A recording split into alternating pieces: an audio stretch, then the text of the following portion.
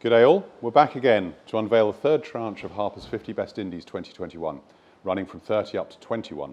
And tomorrow, we'll run up from 20 to 11 before the final big reveal on Friday, our top 10.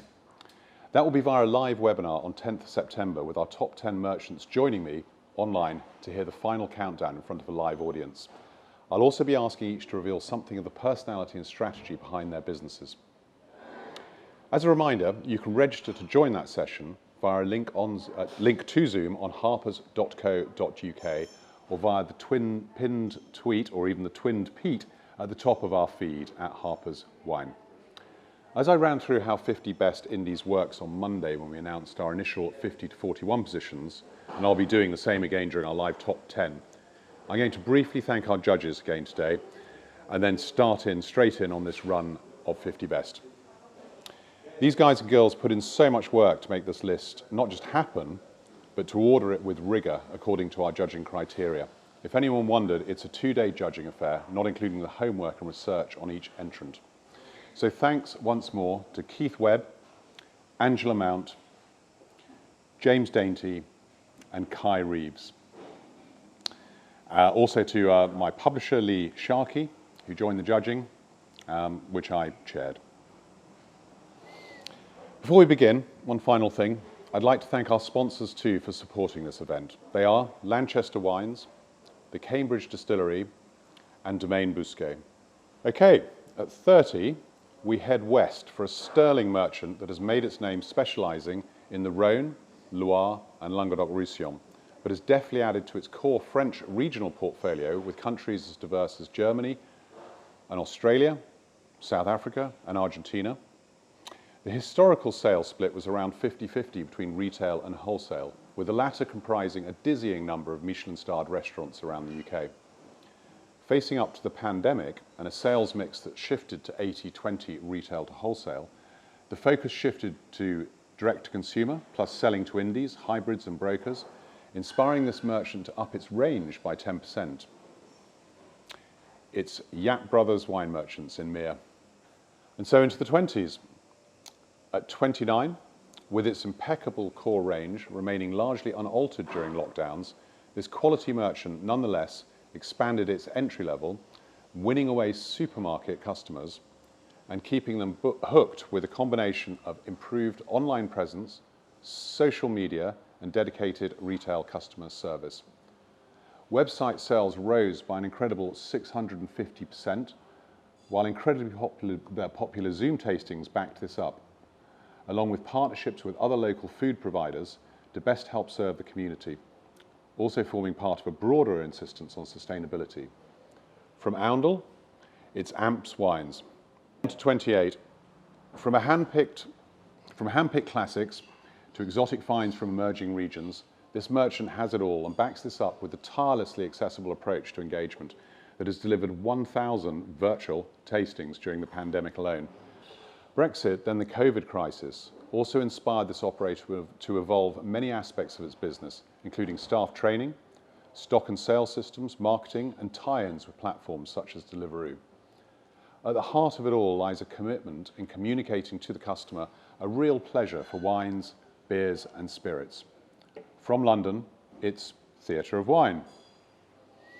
Okay, at 27, with 40% of wines being shipped direct from producers of integrity, this Inverness-born company has since grown an impressive private client base and a wholesale business that now has its own office in London.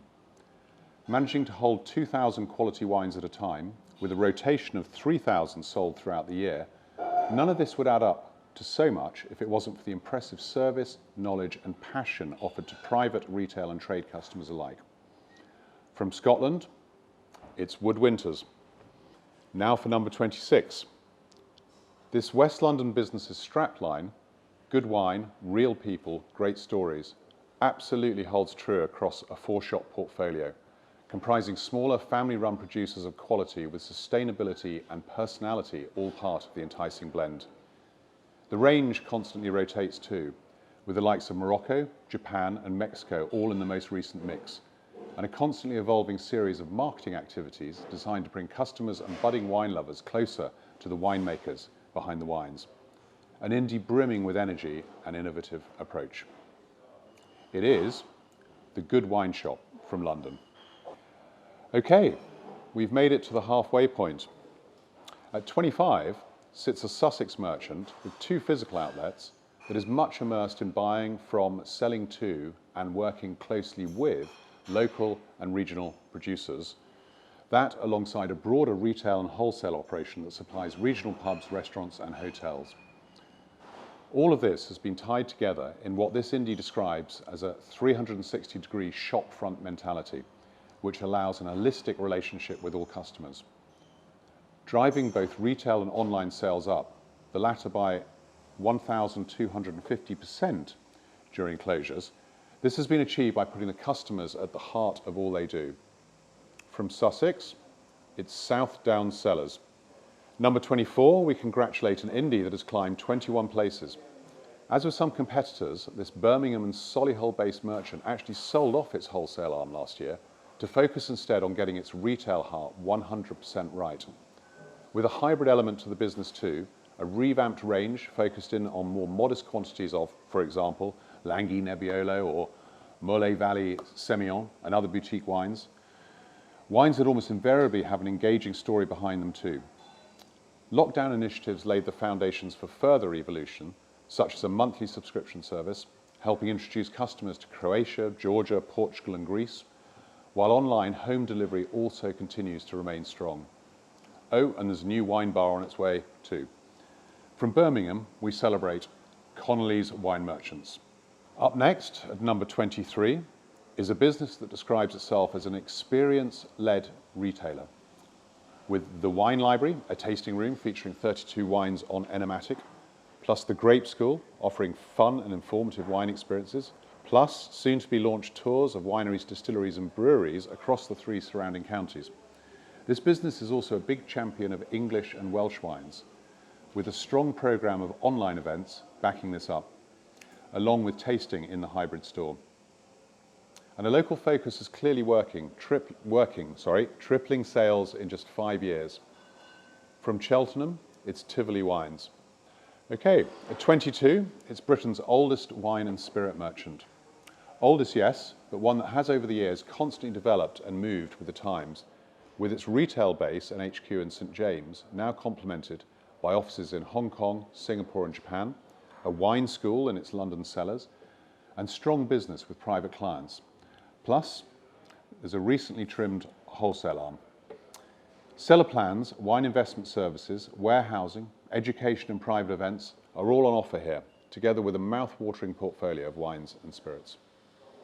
From London, it's Berry Brothers and Rudd. And at 21, we have a new entry and our first regional award for the best independent retailer in Wales. Authentic is a word used a lot, but at this Welsh merchant, it translates as a true dedication to sustainably focused producers, those that really care about their environment and what they put in the bottle. Or, as this crew puts it, Bodacious Wines with a conscience. The result is a list and a vibe that delivers fresh excitement and refreshing wines, all washed down with a dose of enthusiasm and independent gusto from the 3 chaps behind this new wave indie. It is Chilled and Tannin from Cardiff. So, big congratulations to all that have made it this far up in our 50 best list.